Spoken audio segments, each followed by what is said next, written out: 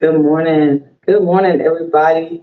Listen, as y'all come on, sow the seed of sharing that we like to do here. Share this, like this, be interactive.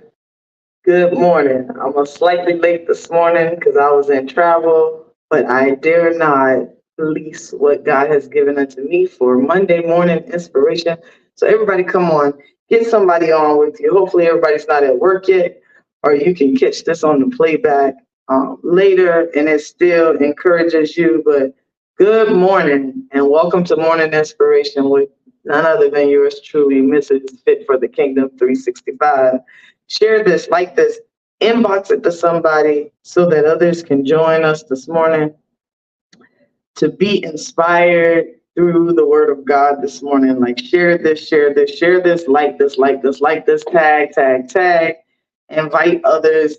Do your add followers, your add highlights. I'm still learning how to do the add followers. I don't know. Sometimes I want to use it, sometimes I don't. But I want somebody to hear this morning and be encouraged in their spirit, to be encouraged in their spirit when faced with these type of situations. I'm still sharing too. I'm going to take my time. Hopefully my sound is okay. I am in the airport and I found a space that makes sense for me to be able to be quiet.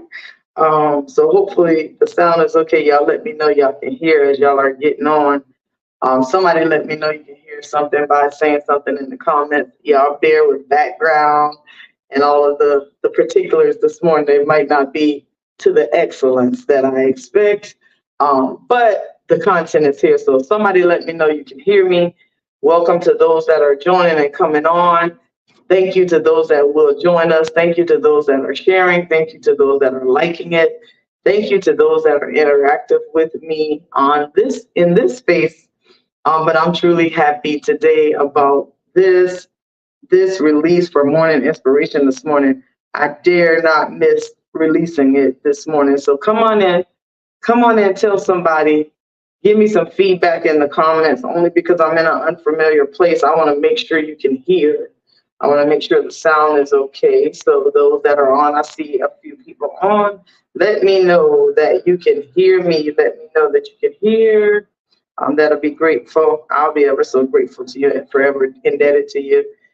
Let me know you can hear. You got some sound, and it's okay. All right. I think we are okay.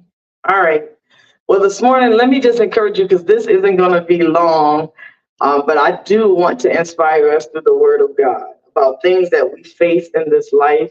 I'm always here on Morning Inspiration. That's what we look to do. But this morning I want to talk to somebody about why in the world, why are they talking about me? Why are they talking about me? Um, that's the way I got it over this weekend. Why are they talking about me? Why do they have things to say about me? Why do they choose to have all the things we say? Why do they choose to have my name in their mouth? Why do they choose to scandalize my name? Why are they talking about me? And then I began to hear very clearly from the Lord, like when we worry about whether people are talking about us, what they are saying about us, or what they have to say, I got happy in my spirit because it is all right for people to talk about you. It's all right for people to have something to say about you. For I begin to be encouraged that you have to give people something to talk about. You got to have something for them to talk about. And even when I begin to think about Jesus, they talked about Jesus Christ. But why are they talking about you? Why are they talking about you? Why are they talking about me? Why are they talking in general? Why do they have things to say about me? As you enter into this week, I want us to have a paradigm shift in our minds about why someone might be talking about you, why somebody might have something to say about you. But I also want to encourage us this morning to be sure that we give them something to talk about. We give them something to talk about, but we also begin to understand why you might even be a topic of discussion, why you might be a topic of discussion. So we're going to start this morning in Proverbs 16:7. Proverbs 16:7 says this. It says, when a man's ways pleases the Lord, he maketh even his enemies to be at peace with him. So when our ways can please the Lord, it will even make your enemy be at peace with you. So who are your enemies today? What are the enemies you face? What are the enemies that we think we have? Who are the enemies we think we have?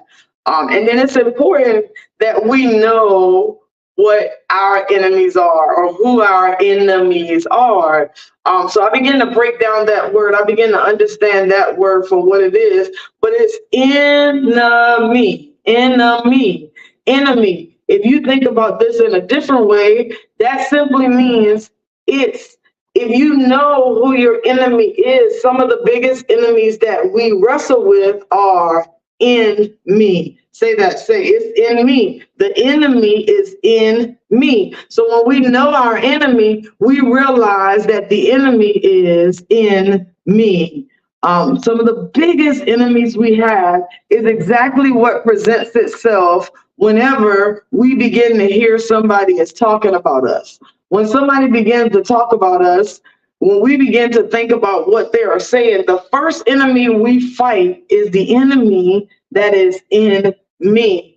What are the enemies that can be inside of us? What are those enemies that can be the things that we wrestle with before anybody can do anything to us? A lot of times those enemies in me are our prideful ways. A lot of times those enemies that are in me are our envious ways. A lot of times those enemies that are in me is greed. A lot of times those enemies, let me put that back up there, those enemies that are in me is our own lust and our own slothfulness, our own anger, our own bitterness. So the enemy that is in me is the biggest enemy we fight. We don't want to believe that because it's hard to think that you're wrestling with something within yourself and it has to be somebody else. It's so much easier for us to say, nah, it got to be what somebody else did to me or what somebody else said about me or what somebody else put out there about me that's not accurate. But listen to this. Ephesians 6:12 says this. It says, for we wrestle not against flesh and blood. So who are your flesh? Who is the flesh? The flesh is other people. The flesh is your skin, your stuff, and blood, the things that run through your body, your bloodline. But we wrestle against principalities, against powers, against the rulers of the darkness of the world, against spiritual wickedness in very high places. So we can realize that even what is in me, what's in me, that is my enemy, is not my own flesh and blood. But this thing is a spirit, this thing is a power that exists in some of the darkest of places, spiritual wickedness in high places, the ruler of the darkness of this world. So if it's something that's the ruler of the darkness of this world or spiritual wickedness in high places, we can understand that this enemy wants to destroy us. It wants to steal, kill, and to destroy, and it will not stop at anything less. How does that enemy steal? The first thing it can steal is your mind. The next thing it can steal is your joy. The next thing it can steal is your peace. The next thing it can steal is just your happiness. Because if the enemy can get those things, those spirits, those devils that we fight with within ourselves, then it can destroy you. Then it can begin to destroy you. But the first point we got to realize is that our enemies, point one, our enemies are spirits and devils that we often fight within ourselves. How can we identify what those things are within ourselves? It's truly an honesty test. If you are not willing to look yourself in the mirror and say, you know what, there is a theme that is associated with you. There's a theme associated with me. There is a thing that's associated with me that's common. In every situation that I'm in or everywhere that I go, this same thing comes back to life because it's in me. The enemy is in me. It requires you to be honest with yourself. It requires us to be transparent about who we are. It requires us to be okay and vocal about what we wrestle with, and not point the finger or not look to blame it on someone else, but to start with the person that we see in the mirror and understand the character traits as well as the character flaws of ourselves. So it's in me. It's in me. We must know our enemy. We must know our enemy. And when I begin to think about enemies or things that we wrestle with, I named some of these earlier, things that we wrestle with. And for the most part, we don't even want to talk about them because it's an enemy. And because it's an enemy, it's ugly. It's a trait we don't like about ourselves. But here's the thing, know the enemy. Know whether your devil is pride. Know whether your devil is greed. Know whether your devil is gluttony. Know whether your devil is envy. Know whether your devil is anger. Know whether your devil is slothfulness or laziness. Know whether your devil is lust. So it's always hard to hear that somebody else uses those things to describe you. But when we can begin to describe ourselves with those things, then we are beginning to recognize who the enemy is. What is the enemy in our life? So point number one, our enemies are spirits and devils we fight within ourselves. And so whatever they're talking about, whatever they're saying about you, know it from within yourself. Know whether it's existing within yourself. Proverbs 6:16-19 says this, these 6 things does the Lord hate. 7 are an abomination unto him. What are those things? A proud look, a lying tongue, hands that shed innocent blood, hearts that devises wicked imagination, feet that swift to run to mischief. Ooh, run to mischief. They running to get into trouble. A false witness, one that speaks lies, and a soul that soweth discord among brothers. How can you sow discord among your brothers? You a busybody. You always in everybody's stuff. You always trying to fix everybody. You always trying to see about everybody's stuff. And in that process, you're sowing discord because what you're doing is you're taking one thing from one place to the next place to the next place. And then there's a divide or there's a discord between two people. So the first thing we got to understand is that our enemies are the devils that we fight within ourselves. What's important is you have to know the enemy. You have to know the enemy that you fight with. Here's point number 2. Be found pleasing God. Let what they talk about be pleasing to God. Because we heard that in Proverbs 16:7. It says, for when a man pleases the Lord, it maketh even his enemies to be at peace with him. Okay, so if you know your enemy is in me, it's in you. When you begin to do things that please God, you won't have time for the things that the enemy wants to do through you. You won't have time to be a busybody. You won't have time to spread lies. You won't have time to be lazy. You won't have time to come up with wicked ways of doing things. You won't have time to plot ways to shed innocent blood. You won't have time to be thinking about yourself, because when our ways pleases the Lord, it will make even your enemies be at peace. So guess what? You will have peace in you.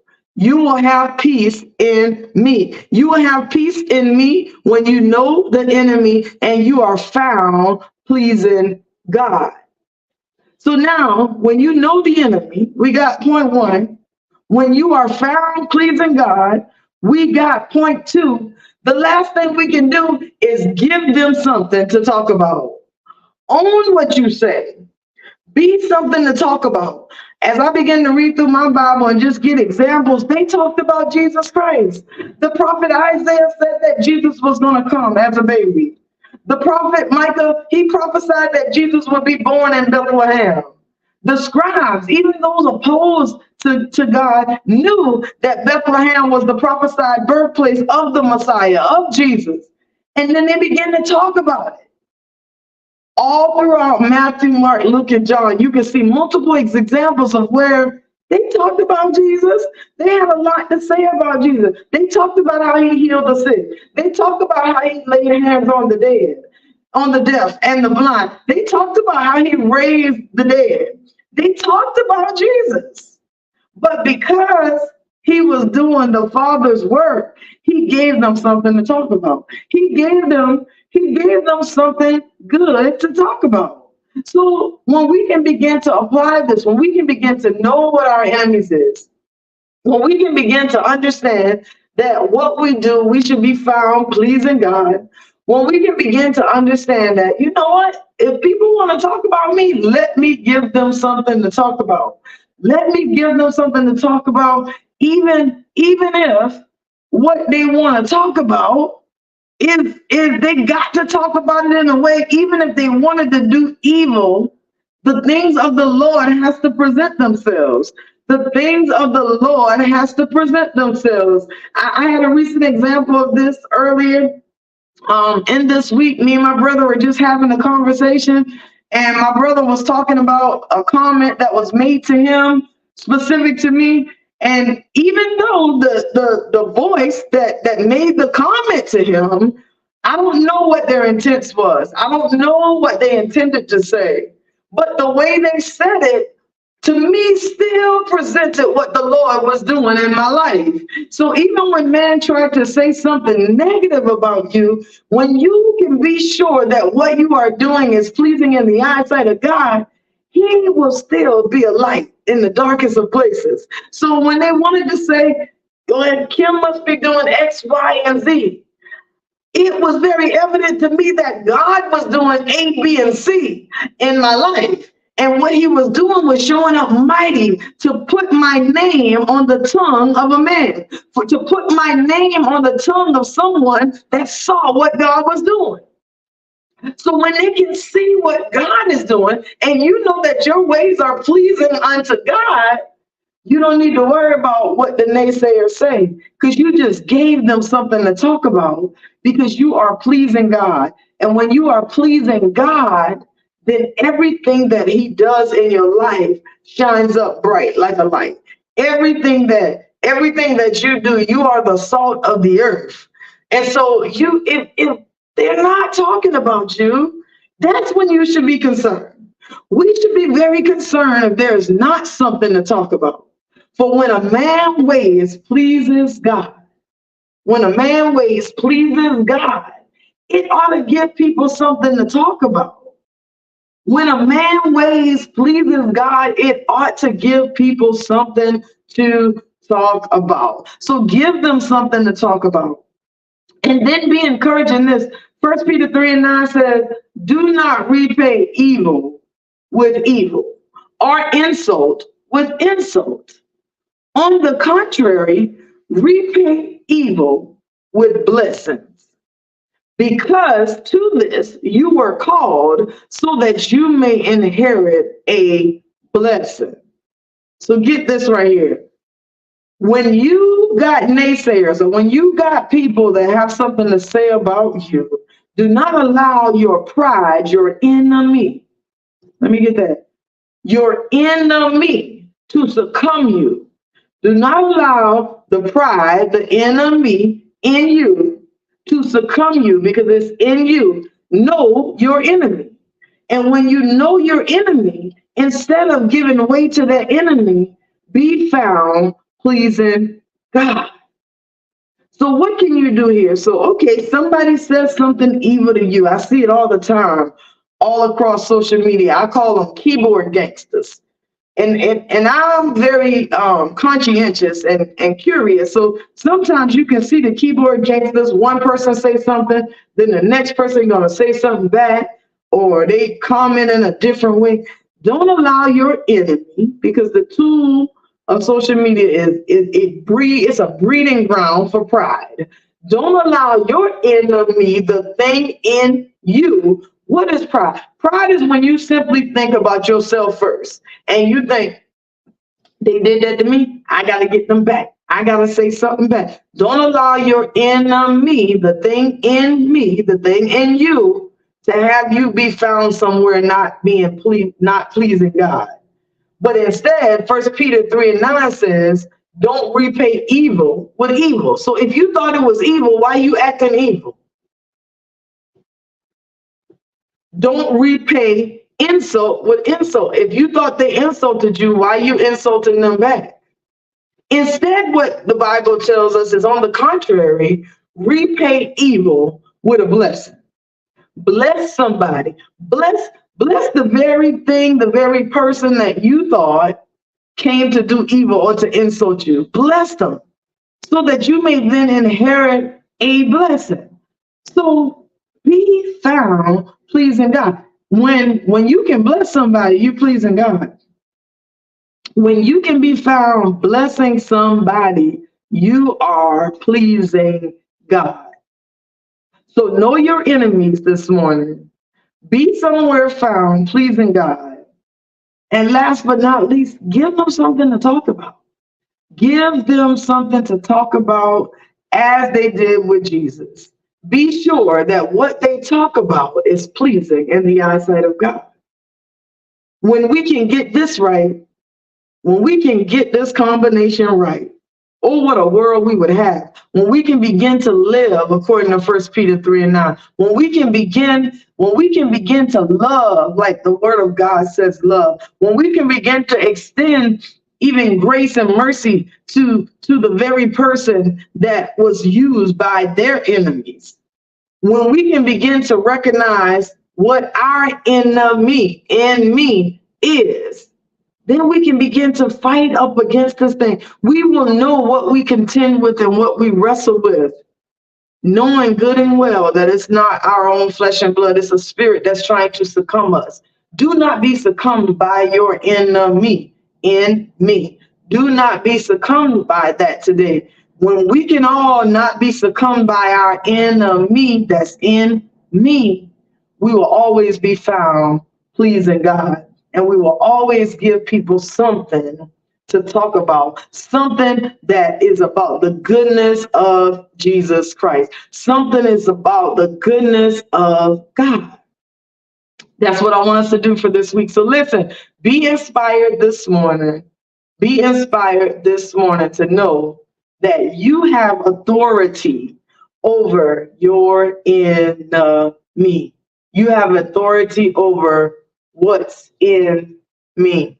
You got authority over that. You can declare and decree that that thing will be at peace with you. That thing will have to be at peace. It will not come to disturb you. It will not come to make you an ugly, nasty person. That thing will be at peace with you. You will not be worried about that thing. Your faith will be in check when we can become in tune with the enemy in me. Be found pleasing God, and make sure that if you want to worry about what people got to say about you, give them something to talk about. Listen, y'all be blessed. Know that I love you and have a wonderful week.